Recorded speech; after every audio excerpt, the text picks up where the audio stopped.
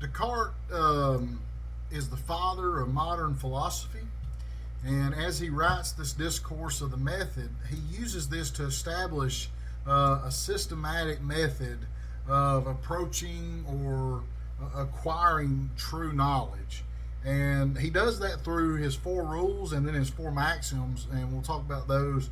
The fact that he builds his method on the fact that he accepts nothing to be true unless it is self evident, unless he can undeniably understand it to be true.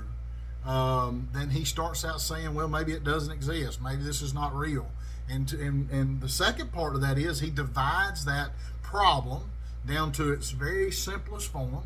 And when he finds that simplest thing that he can find to be true, he starts working out to a broader idea of a generic truth. And so he solves his problems from starting at the simplest point and working his way out from that simplest truth to what may be truth in general. And then once he has a generalized truth, he goes back and he reapplies reason to it to make sure that it actually works based off of reason. And then I like the fact that he does this, that he has a moral compass in the fact that he wants to get the truth out there. In his writings, it seems to be very humble. You kind of see that in the fact that he writes in French instead of writing in Latin, because it looks like he wants the world to be able to grow. Whether you got a great mind or whether you have the ability to just reason well, he wants people to be able to grow from this particular method, which is probably why he's called the father of modern day philosophy. But in these four maxims he has, it's to obey the law of his people, obey the religion of his family. And so you see these Christian values, you see these things of doing what's right in his idea of searching for truth. Many people can proclaim something to be truth in order to get their names in light. But if you really have a moral compass to know what's right and what's true, then you will go, even if you have to disprove things that you currently believe. I think that he builds actually on what Bacon talked about, the four idols that we read last week. He builds on the idea that get rid of all these preconceived notions and let's go back to the basics. And I think this is a very good a picture of the fact that he's doing it from a moral compass instead of doing it from a get rich quick or a know my name or that kind of idea. He actually talks about once you have that idea, once you have a thought process, to stay firm with it, not to be tossed to and fro, back and forth, but to focus on it like it is certain until you can prove it or disprove it, to stay with it, to be constant in that thing. And then to change your mindset of wanting to go out and get rich and all those things, but to have a humble heart to know what is true, and the fact that that helps grow who you are, to devote his life to living the idea of gaining knowledge and cultivating reason so that you know the truth by using his method. He does a great job of that when it comes to the idea of the body and the mind.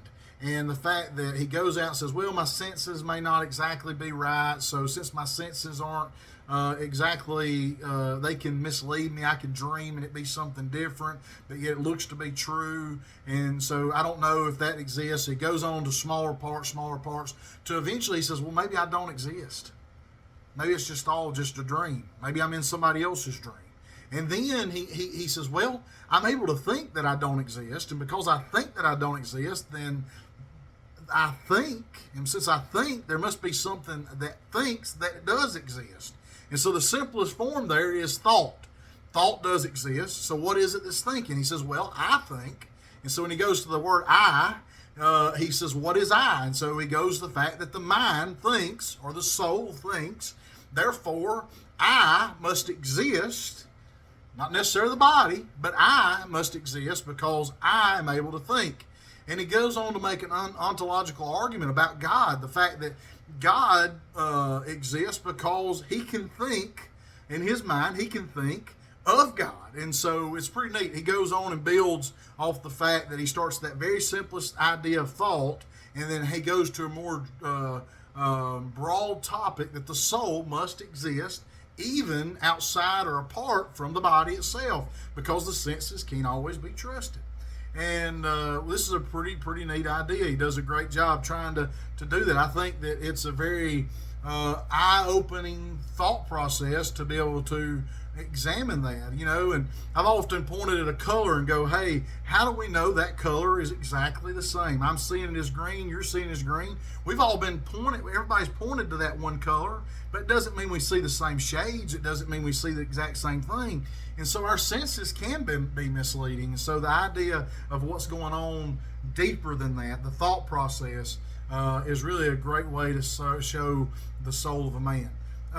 With that being said, I'd like to ask these two questions. Do you think that he came up with the idea of the simplest forms because of his belief in God? That all things must start from Christ and from God, his creation, and then go from there. So that's the basic truth, and then you work your way from that. Do you think maybe that's where he got the idea of starting at the simplest form? Also, in his reading, he seems to be very humble. Do you think his humility is... or you think he's humble and this is his humility? Or do you think it's from a sense of fear because of what's happened to Galileo? Because Galileo had been recently rejected. So is this a humble writing, or is this more of a writing out of fear?